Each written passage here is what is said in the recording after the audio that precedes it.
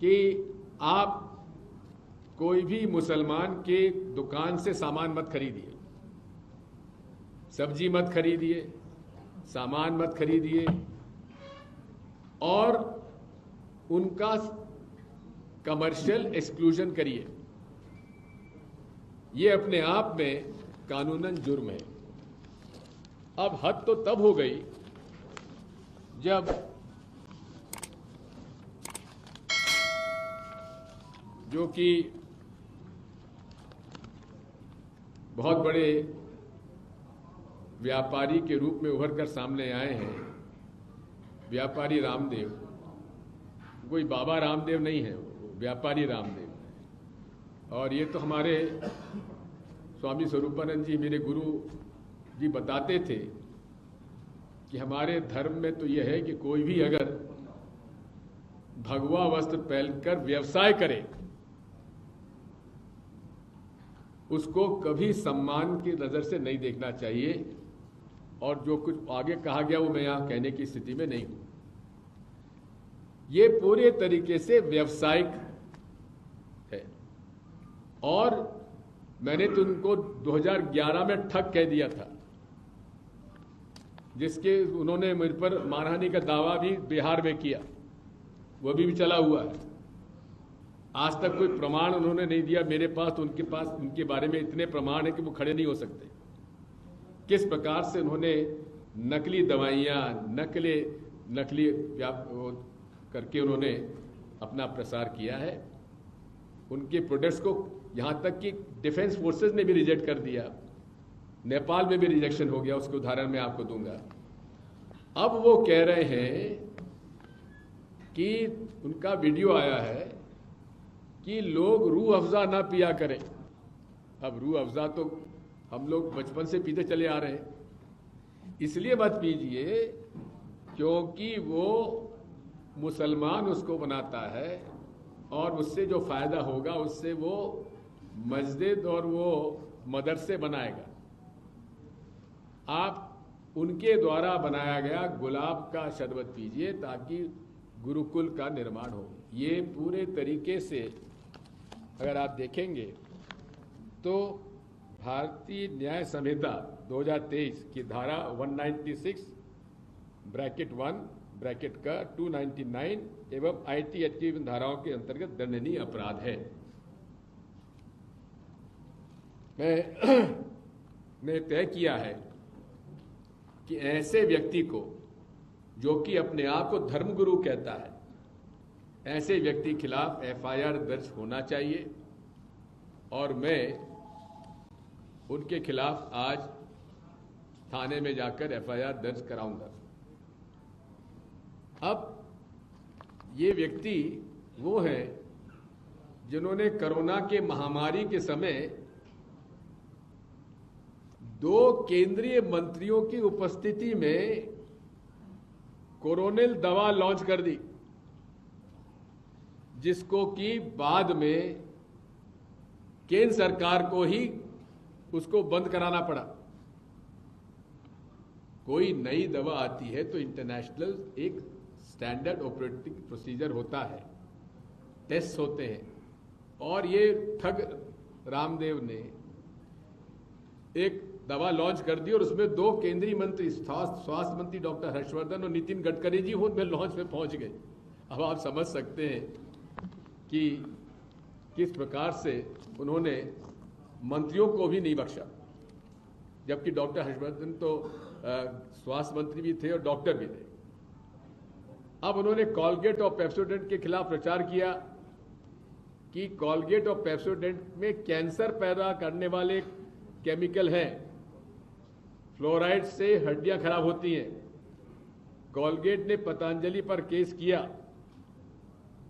और उसके खिलाफ कार्रवाई हुई। मैगी में पतंजलि आटा नूडल्स के बारे में कहा कि मैगी में लेड है, शीशा है उसमें भी इन्होंने पतंजलि का जो नूडल निकला था वो भी FSSAI जो कि हमारी बॉडी है उसको रिजेक्ट कर दिया गया, जो नूडल इसने बनाया था।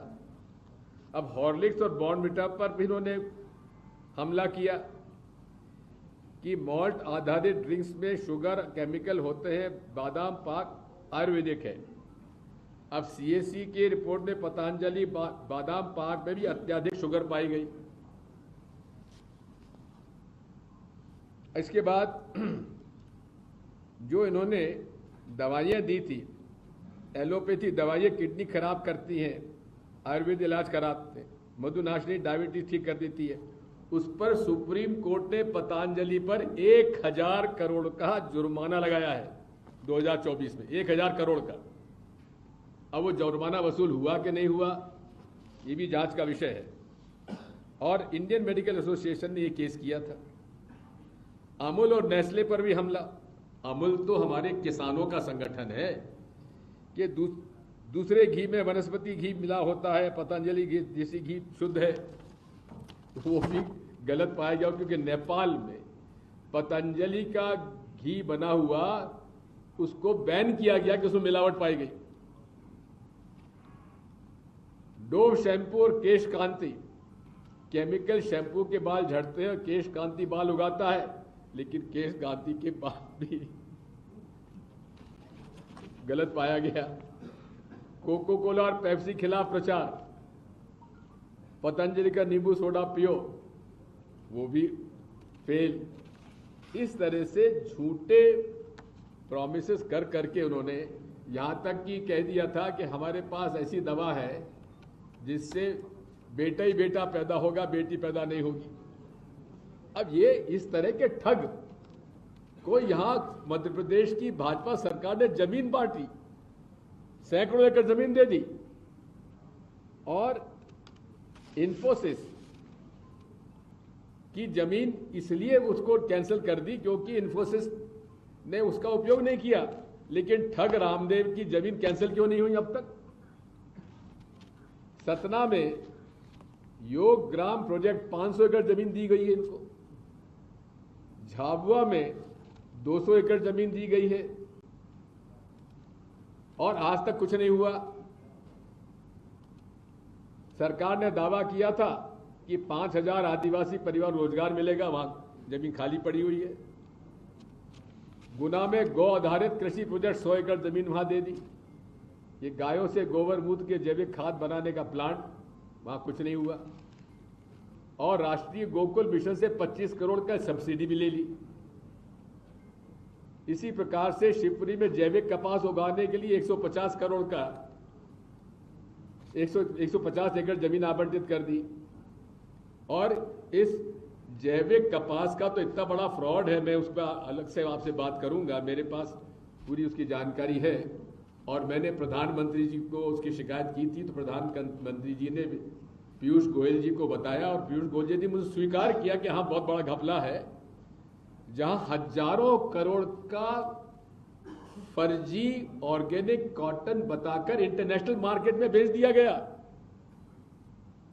और उसमें वहां पर एक तत्कालीन गृह मंत्री नरोत्तम मिश्रा जी का एक खास टीआई था भदौरिया, जो कि फरार होते हुए भी उसको गृह मंत्री जी ने अपने गृह थाने में फरार टीआई को टीआई बनाया हुआ था दतिया में। उसकी फिर पोस्टिंग कर दी उन्होंने इंदौर में, और उसने फिर वहां के जो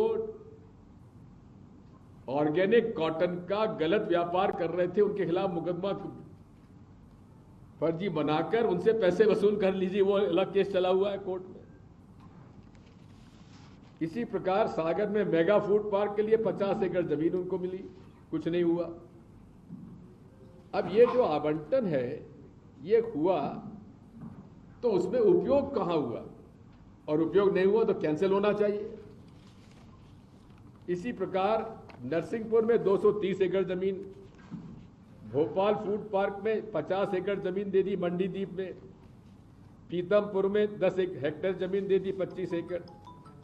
ये सारा जो है इस ठग जो है, और ठग जाने ठग की भाषा, यहाँ के ठग जो भाजपा के ठग हैं और ये दोनों मिलकर इस मध्य प्रदेश के नैसर्गिक साधनों को लूट रहे हैं, मेरा आरोप है और हम प्रमाणित करेंगे। साथियों, ये सारी बातें बताने के साथ साथ मैं इतना बताना चाहता हूं कि पतंजलि यहां तो कह रहा है कि मुसलमानों से कोई माल मत खरीदो, वहीं दुबई में अपना प्रोडक्ट बेचने के लिए उन्होंने जमात उलमा हिंद से हलाल रजिस्ट्रेशन सर्टिफिकेट लिया हुआ है कि भाई उसके अंदर ये सारी दवाइयां हैं जिसको कि हलाल सर्टिफिकेट लगता है। जमात अश्वगंधा चूर्ण, अभिप्रतिकार चूर्ण आदि करीब 54 ऐसी दवाइयां हैं जिसमें कि हलाल का सर्टिफिकेट लगता है ताकि वो दवाई दुबई में बिक जाए। ये भी आपके सामने मैं प्रस्तुत कर दूंगा। अब यही नहीं है, ये दवाइयां बेचते बेचते ठगी करते करते से जमीनों का ठगी भी चालू कर दी। हरियाणा में अनेक जमीनें शेल कंपनीज के नाम से खरीदकर जो किया उसके भी सारा डिटेल मेरे पास है। साथियों, आज इस देश में जिस प्रकार से मैंने आपसे कहा था कि एक समूह को टारगेट किया जा रहा है, और ये नई बात नहीं है, राजनीति में और विशेषकर फांसीवादी विचारधारा के लोग किसी भी राजनीतिक सफलता के लिए किसी एक समूह को कहते हैं ये दुश्मन है हमारा। कि हिटलर ने भी ये किया था। सारे यहूदी जो हैं जर्मनी के दुश्मन हैं और उनको टारगेट किया जाता है। जितने भी डिक्टेटर आज विश्व में हुए हैं सब कोई ना कोई पहले एक समूह को कहते ये दुश्मन है। अब उस व्यक्ति का कोई भी अगर समर्थन कर दे तो उसको राष्ट्रद्रोही का दर्जा दे दिया जाता है। यही हाल राष्ट्रीय स्वयंसेवक संघ, तत्कालीन भारतीय जनसंघ और भारतीय जनता पार्टी ने हमारे अल्पसंख्यक समुदाय को ये दुश्मन घोषित किया हुआ है और उनके खिलाफ अगर किसी ने बात की है तो उसको तत्काल कह दिया जाता है कि ये हमारे देश का दुश्मन है, और जो उसके खिलाफ आवाज उठाएगा या उसके पक्ष में आवाज उठाएगा, उनके लिए मदद करेगा तो वो राष्ट्रद्रोही है।